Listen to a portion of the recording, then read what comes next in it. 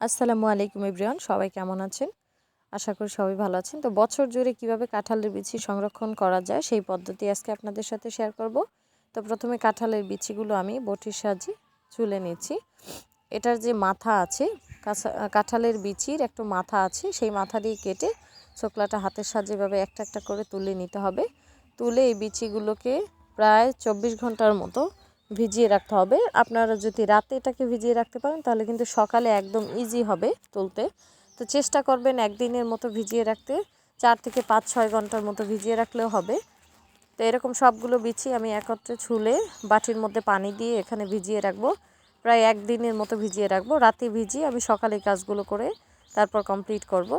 তো আমি একদিন ভিজিয়ে রাখার পর এখন এই রকম জালি তো সবার বাসায় আছে, যেটা দিয়ে আমরা হাঁড়ি পাতিল পরিষ্কার করি। তো সেই জালিগুলো দিয়ে একটা একটা করে কাঁঠালের বিচি হাতের সাহায্যে নিয়ে এবার আমরা জালিগুলো দিয়ে সুন্দরভাবে পরিষ্কার করে নেব। একদম ইজিভাবে উঠে যায়।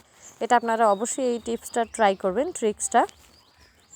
তো এইভাবে হাতের সাহায্যে সবগুলো কিন্তু তুলে উঠে যাচ্ছে। এরপর আমি একটা একটা করে এইভাবে পরিষ্কার করে নিচ্ছি জালি দিয়ে। এরপর আমার কাঁঠালের বিচিগুলো এরকম ধবধবে সাদা হয়ে গিয়েছে। এখন আমি এটাকে কিভাবে প্রসেস করব সেটা দেখাবো। এখানে আমি গরম পানি নিয়ে নিয়েছি, গরম পানি চুলে আগে থেকেই বসিয়ে দিয়েছি। এরপর আমি কাঁঠালের বিচিগুলো দিয়ে দিচ্ছি। যখন ফুটে আসবে, পানিটা যখন একদম ফুটে আসবে 2 থেকে 3 মিনিটের মতো ফুটিয়ে নিতে হবে, তাহলে কিন্তু কমপ্লিট হয়ে যাবে। তো অবশ্যই যারা নতুন আছেন এখনও আমার পেজটি ফলো করেননি তারা আমার পেজটি ফলো করে দিবেন এবং ইউটিউব চ্যানেলটি সাবস্ক্রাইব করে দিবেন। তো এখানে গরম পানি কিন্তু ফুটে আসছে। এ পর্যায়ে আমি চামচ দিয়ে একটু নেড়ে চেড়ে এটাকে ঠান্ডা করে একটা ঝাঁপির মধ্যে ঢেলে নিব।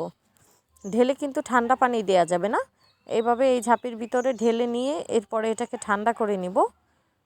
তো বাতাসে রেখে ঠান্ডা করে নিব। এখন আমি এটাকে একটা টাওয়ালের উপরে বিছিয়ে নেব। এই বিচিগুলোকে টাওয়ালের উপরে বিছিয়ে নেব।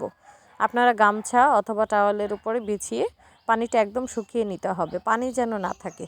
তো এখন আমি টাওয়ালের উপরে এইগুলো কাঁঠালের বিচিগুলো এখানে বিছিয়ে নিচ্ছি। এরপর টাওয়াল দিয়ে ভালোভাবে হাতের সাহায্যে আলতো আলতো করে মুছে নিচ্ছি।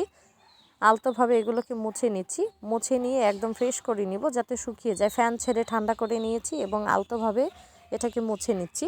তো এভাবে যদি বছর সংরক্ষণ করতে চান, 1 বছরের মতো এই কাঁঠালের বিচিগুলো ভালো থাকবে। ডিপ ফ্রিজে রেখে দিবেন।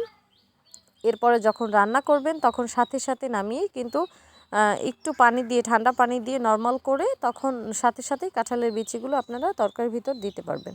তো এভাবে কিন্তু বছর জুড়ে সংরক্ষণ করে রাখা যায়। তো আমি একটা বক্সের ভিতর কাঁঠালের বিচিগুলো রেখে ঢাকনা দিয়ে এটাকে আমি একদম এখন ডিপ ফ্রিজে রেখে দিব বছর জুড়ে সংরক্ষণ করার জন্য। তো ভিডিওটি কেমন লেগেছে অবশ্যই জানাবেন এবং ভিডিওটি ভালো লেগে থাকলে ছোট্ট একটা লাইক দিয়ে সাথেই থাকবেন এবং কমেন্ট বক্সে অবশ্যই জানাবেন। তো আজকে এ পর্যন্তই, ধন্যবাদ সবাইকে।